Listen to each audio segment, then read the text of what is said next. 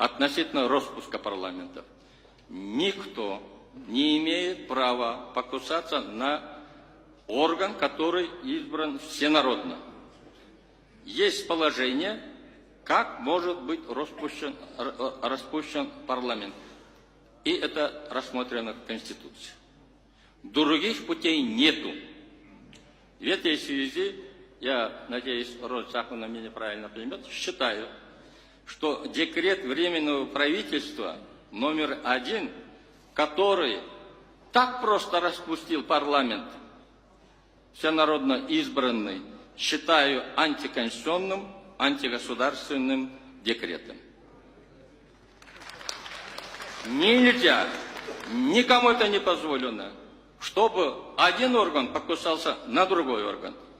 Люди, которые откуда-то пришли, распускали парламент, распускали другие государственные органы. Если мы не будем этого пресекать, если мы будем еще раз этому давать поощрение, то найдутся такие силы, которые возьмут на себя, по крайней мере, постараются взять на себя такие же функции. Этого нельзя допускать для стабильности государства, для мира и спокойствия в народе.